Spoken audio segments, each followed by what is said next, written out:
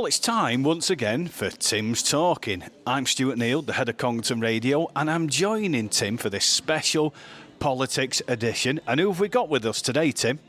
We have the one and only Jack Boyce. Now, Jack has worked as a professional election agent and campaign manager, and he's managed hundreds of election areas across all tiers of government, from the European Parliament, the EU, which we used to belong to, of course, right down to parish councils.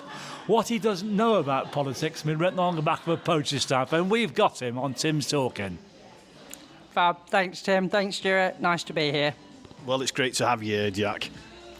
Jack's role involves him developing political campaigns, but for the purpose of this show, which is hopefully to help the residents of Congleton, the Congleton area, understand more about local elections and actually why so few of you lot out there don't vote in them. It helps him. Jack will help us understand the rules that govern elections, and what they and their opponents should and shouldn't do. If you want to know about elections and you want to go off your backside and vote this time, Jack Boyce is the man to listen to.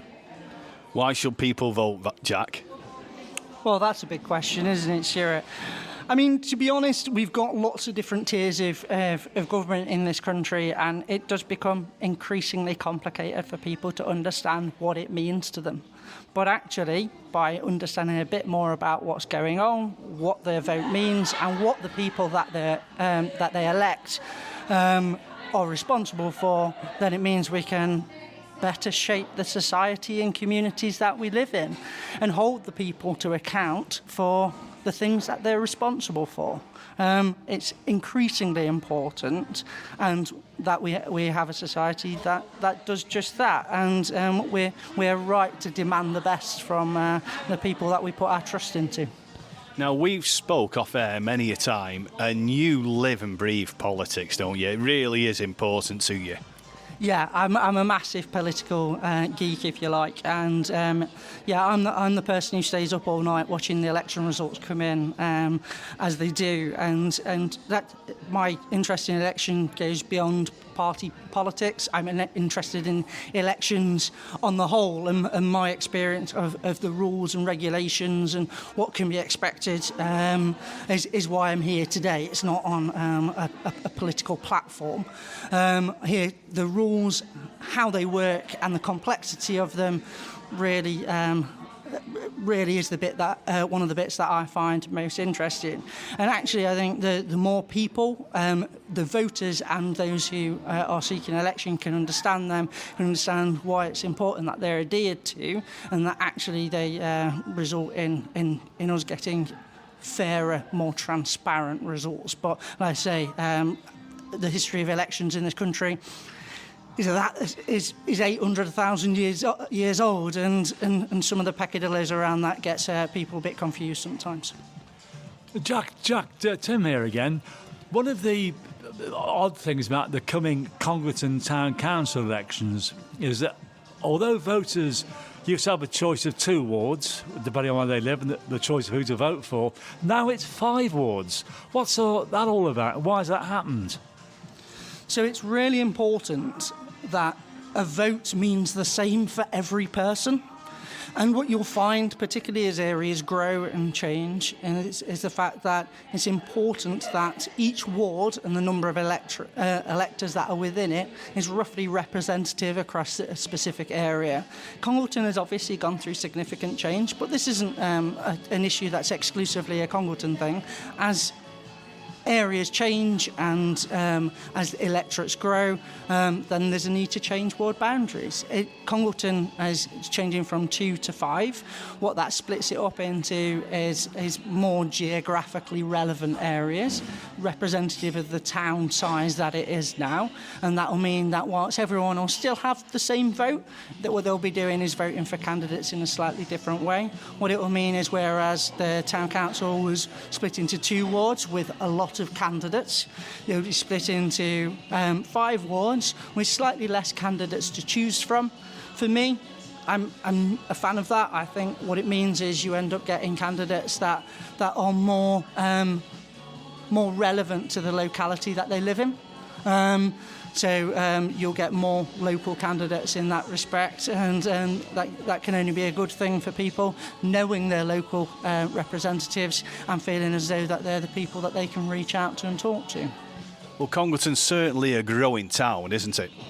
It is a growing town, and what's quite important for Congleton as well, it's actually where some of the different areas that are growing on the outskirts actually aren't in either the two Congleton wards. They sit in outer parishes as well. So it's important that we get the right mix and right blend of how people are being represented, and people understand where to go to and who to go to if they've got challenges or worries or things they want to fix. What's quite interesting, there's a couple of really helpful websites where people can look at who represents them at the moment. They tend to get updated pretty shortly after election.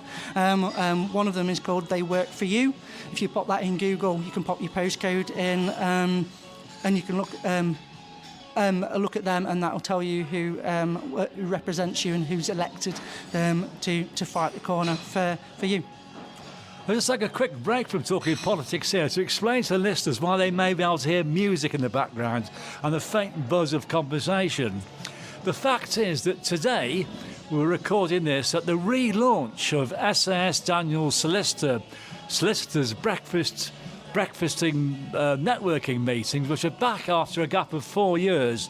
And all the people who count in the Macclesfield area have been here, and Jack Boyce, Stuart Neild and myself have been putting ourselves about here.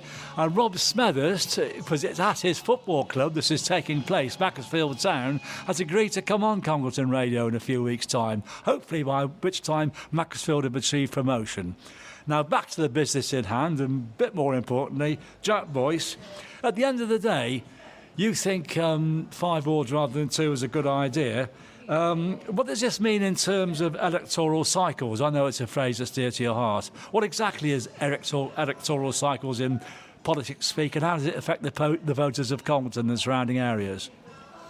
Well, Cheshire East became a council a fair few years ago now. Many different councils in the country are still in a 2-tier authority, so obviously Congleton's had a lot of people move to it, so you may be unfamiliar with how it works locally, whereas different places around the UK will have 2 different local authorities. They'll have a borough or district council and then a county council. Borough and district, very simply, is your kind of bins, pavements and parks. County council tends to be your schools, roads, that sort of thing. In Cheshire East, that's been merged. Now, different places, so if previously in Greater Manchester or Staffordshire or Derbyshire, any of the surrounding local authorities really, they still got, they work on an electoral cycle that doesn't work the same way as ours. Ours is parish councils and the unitary authority, Cheshire East, gets combined, and we have an election once every 4 years. A lot of places elsewhere stagger that, so they'll have election one each year pretty much, and on that fallow year it'll be county council elections. Now, personally, I think having an election each year would be a nightmare. What do you think to that, Jack? I think it's quite important that a lot of the time the elections each year, it's quite costly. And therefore councils up and down the country, it's right that they take into account the costs that they're making, because the cost for an election comes out of the overall cost, so whether it's fixing roads, schools, whatever. However, the other side of that is a lot of councils that are quite marginal mean that the vote that you place now puts someone in charge for 4 years. Now, lots of different councils change hands quite a lot, and if people are wanting to hold their council to account more and wanting to have more opportunity to kind of shape the direction of that administration, then there can be benefits to holding them more regularly. There's pros and cons to each. What you'll tend to find is the ones that hold them every 4 years tends to be the ones that tend to stay a certain colour. Obviously, that's not the case in Cheshire East at the moment. And the ones that are held in thirds, as it's known, tend to be the ones that change hands a lot. Jack, something surprises me about local elections, both at town council and at borough council level. So few people vote in them. Now, is this entirely down to apathy on the part of the voters, or could the councils do more to present elections in an exciting way? Like, I know it's asking a lot to go up to American presidential election standards, but surely people there are ways people could be made more aware of how important it is to vote. I think apathy comes down to it a little bit.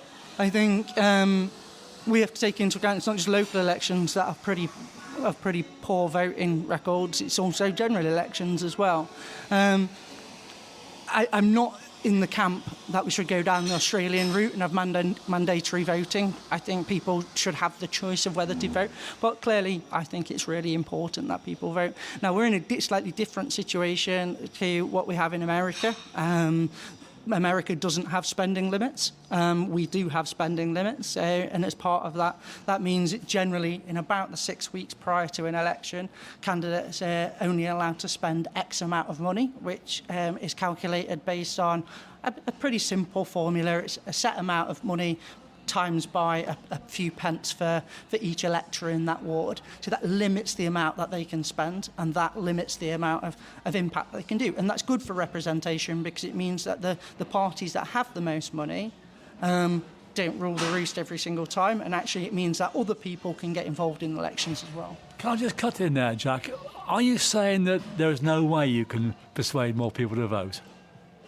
No, I'm saying there are ways that you can persuade people to vote, but there is a limiting factor in terms of costs that prevents that. But of course, one of the ways of getting more people to vote is by being more engaging, and as part of that, it's making sure that candidates are seen and stuff like that. But I'm not going to go too much into that, Tim. I don't want to go into kind of the rhetoric of how political parties can and should campaign. I'm dancing quite close to party politics. That's my question.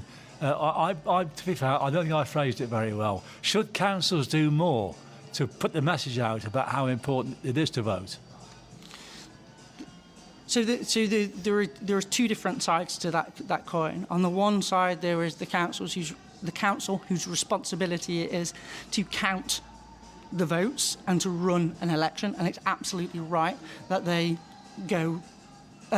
They make every attempt to encourage people and to let people know how they can vote, which we'll touch on again because there's a unique environment coming up. The other side of that is the motivating people to vote from a policy perspective, which is what gets people out their chair about understanding how they can influence the things that are important to them and what the election means. And that's what I think we might need to kind of avoid without... I think we're going to go into pre-election period chat in a moment. But it's not quite so much the point, Jack. I mean, should the councils have a slightly slicker PR approach? Both councils, borough and town council. A council's role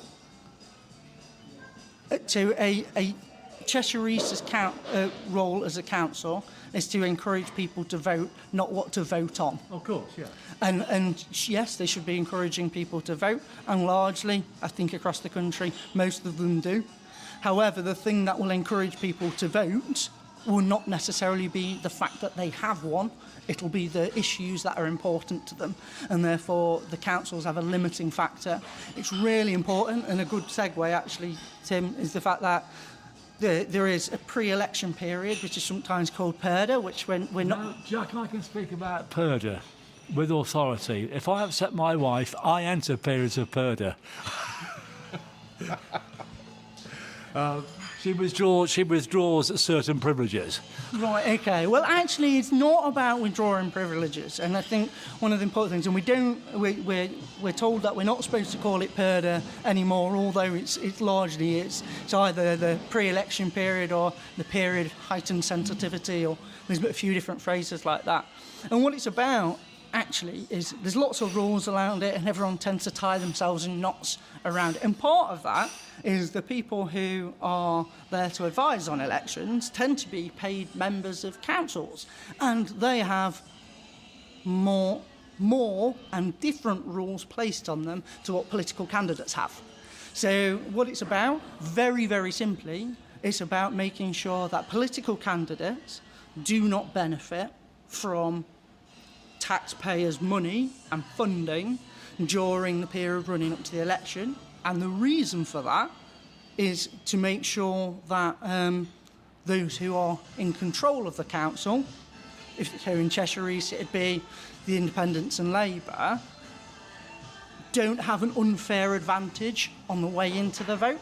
And it really does just come down to that. Now, that also relies on people like the media, such as you guys, giving everyone a fair crack of the whip and making sure, and the candidates, making sure that they act reasonably. So, for example, the council administration, so the people in control, can't then go about and, for example, save all their best announcements, in fact, all their announcements, and use council funds then to publicise them everywhere within the 6 weeks run up to the election, so everyone says, oh, wonderful, we need to return them as the candidates. And the same goes for government in parliamentary elections as well. What you'll find is they don't make big announcements in the 6 weeks run up because it makes it unfair for the other candidates who haven't got that big mechanism of public funding behind them to support their campaigns as well. It's all about fairness. We could subtitle this episode "Everything You Wanted to Know About Purdah, but Were Afraid to Ask." And a lot of people really... I'm the authority. A lot of people, they don't know what Purdah is, and even some councillors, because it's like, well, we can't do that because it's Purdah. What's Purdah? That's a strange word. Sure, that's a good point. That brings me on to another question I'd like to put to Jack Boyce. You've talked in very general terms, understandably, it's a general subject. But you deal a lot with Cheshire East Council and with Congleton Town Council. By and large, how do they stack up against other councils in terms of efficiency, both of them?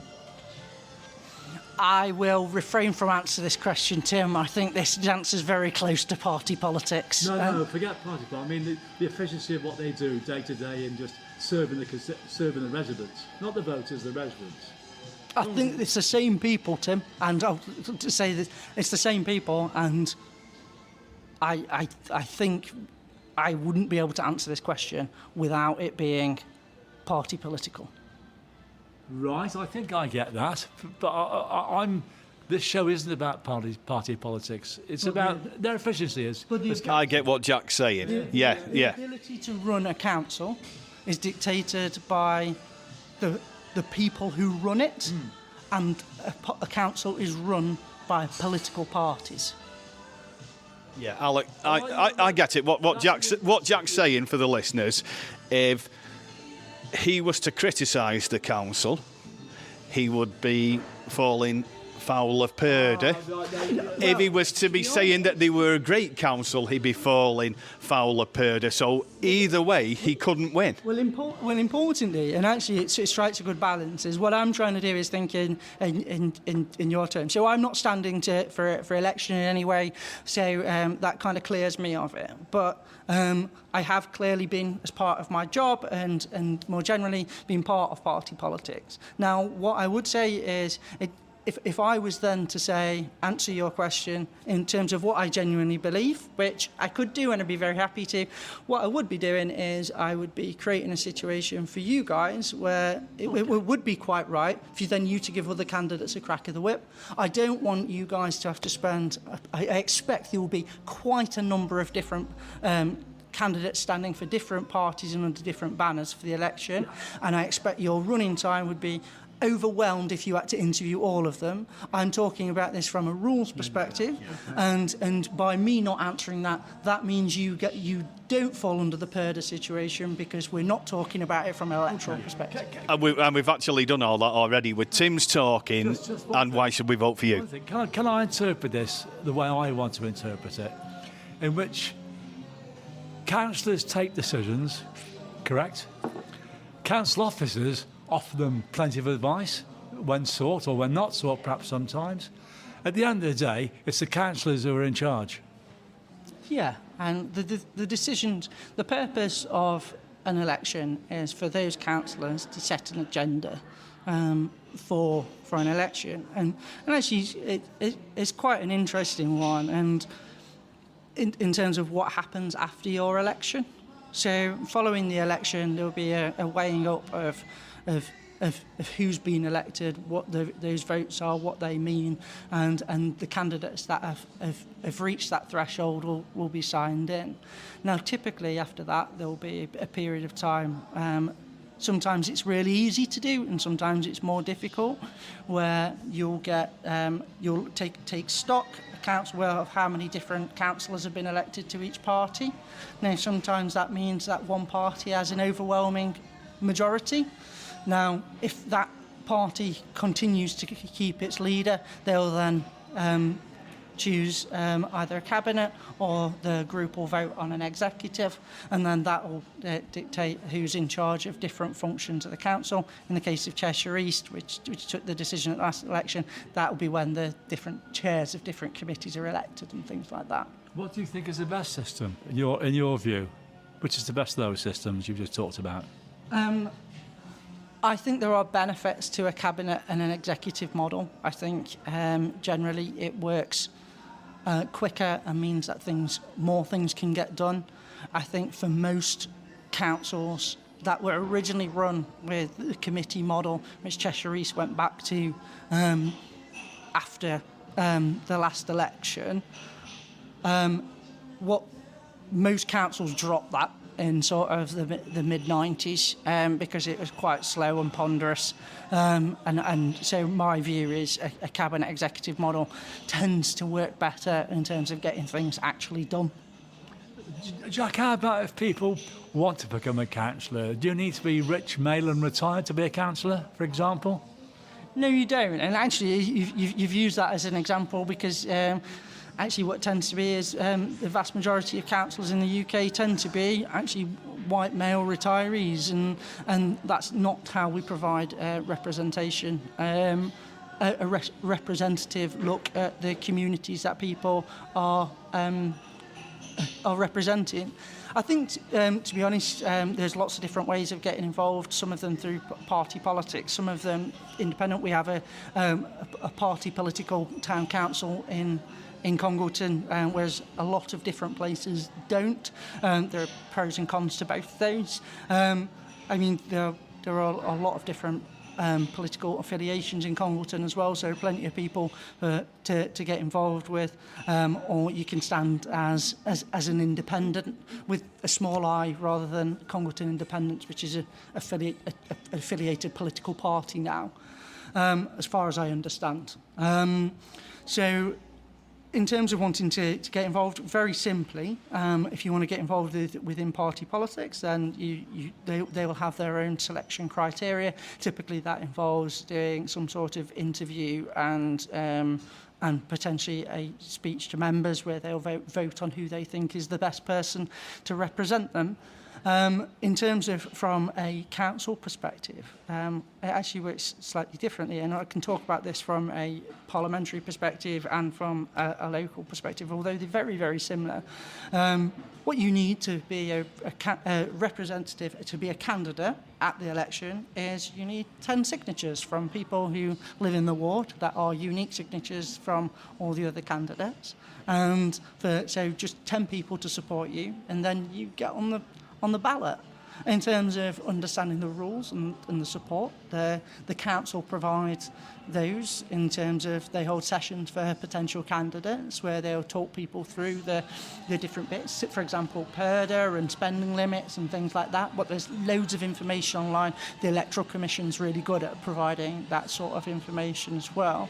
And that's simply it. So there's a set of forms that you get, and then you get 10 people in your ward to say that they think you're okay for a candidate. Now, I've been in different environments where I've had to get different signatures for different candidates, and it can be more challenging than others. But I mean, what's important is if someone comes to you with one of these forms, is you're not necessarily saying that you're guaranteeing them your vote. What you're saying is you recognise that the people should have a democratic choice to be able to pick this person, and I would really encourage anyone, unless they've got serious reservations about someone, obviously, that even if someone comes to you with a party that you don't necessarily agree with, that you should sign those forms. It's right that people get a choice of the different types of candidates that they have and the different things that they're standing for and the diversity, and that's a real positive for any community that's got a vote.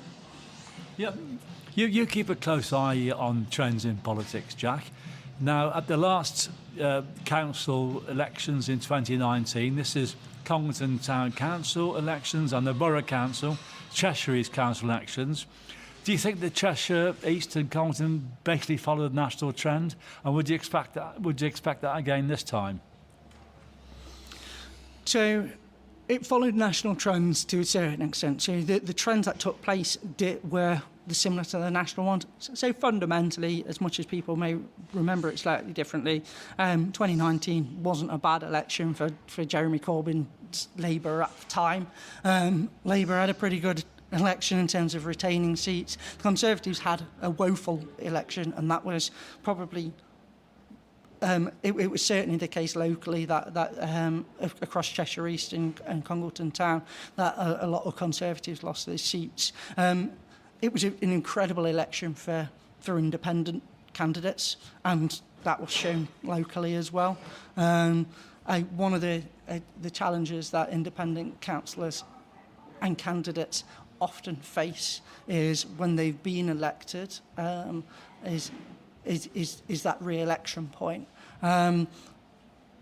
Often votes against the major parties, which people typically vote for, and that's at local election and general elections, votes against them. So we'll include Liberal Democrats in the major parties as well.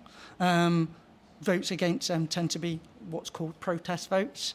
Now, obviously, there's a big thing about how people can then retain those votes, particularly, for example, with independents, and particularly in independent areas where those people who have got what's typically known as a protest vote then go on to be in control of a council.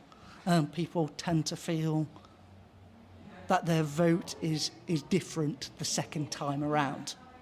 If you're voting to give the Tories or Labour or Lib Dems what for, and then that person ends up in charge of your council, they've then got a record to be judged against, which many people don't appreciate when they're protest voting first time round.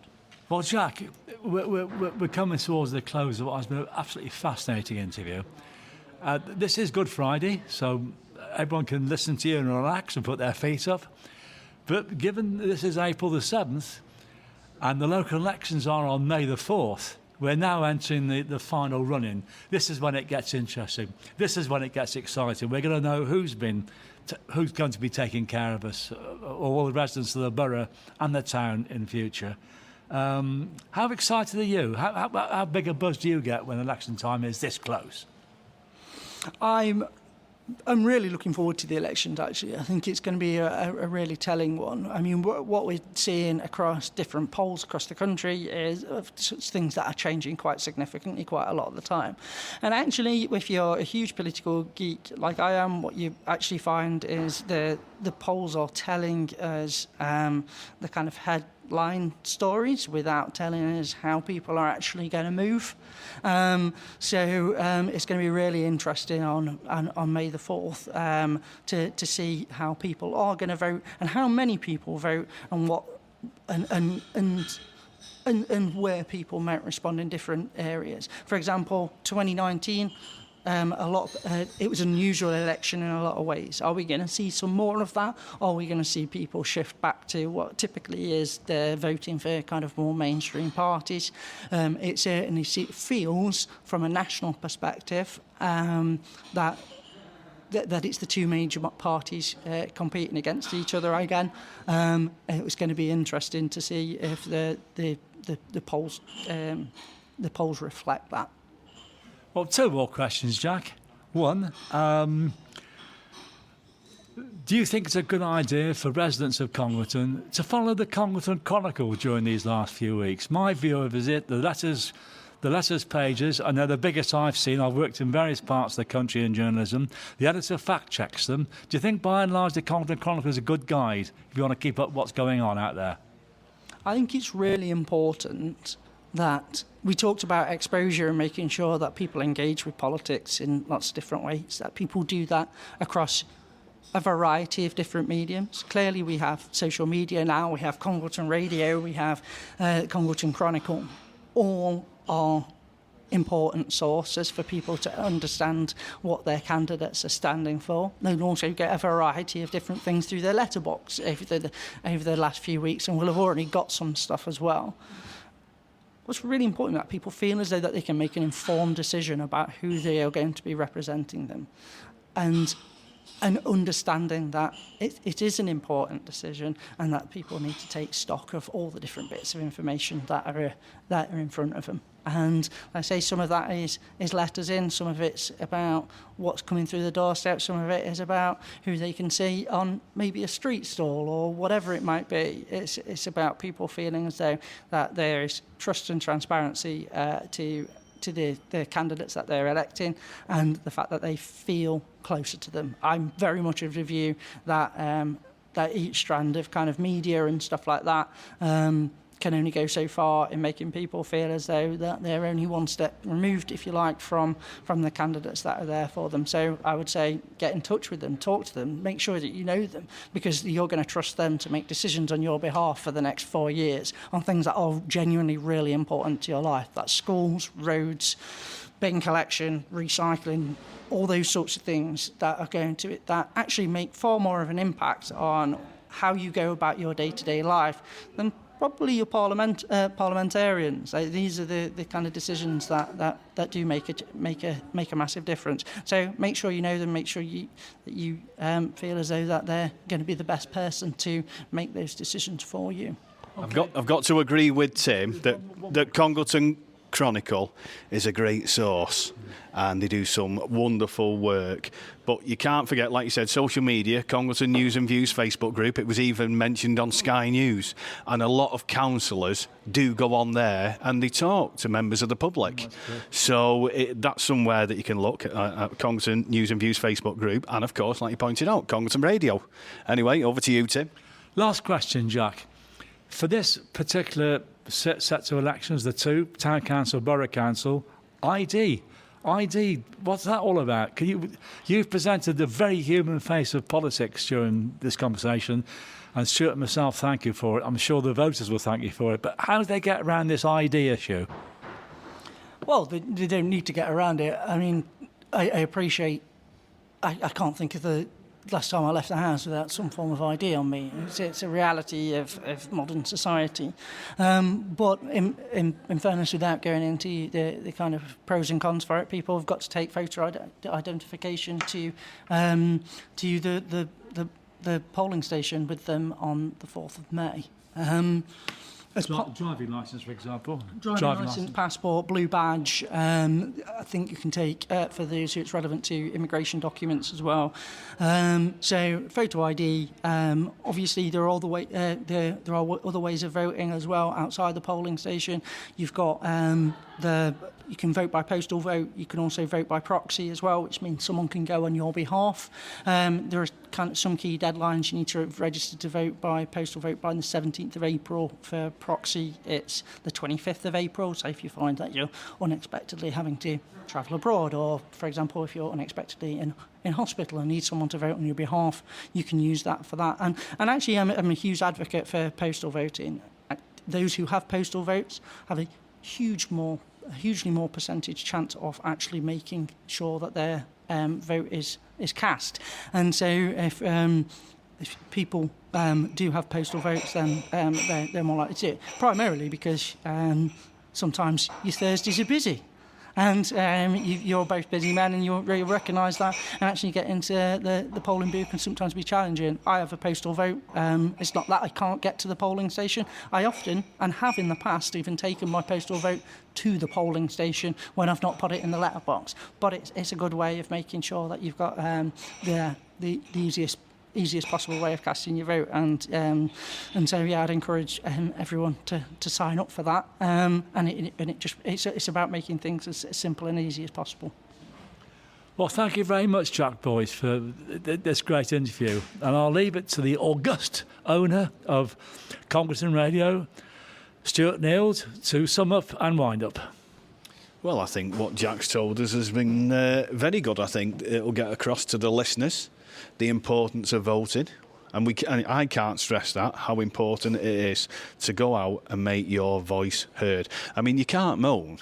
And people do moan, they always moan about whoever's in power. But how can they moan if they don't go out and cast that vote?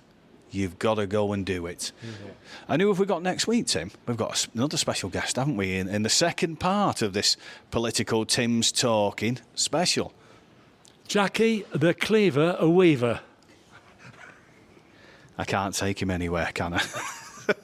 Who said politics can't be fun? Well, it can on Congleton Radio with Tim's Talking.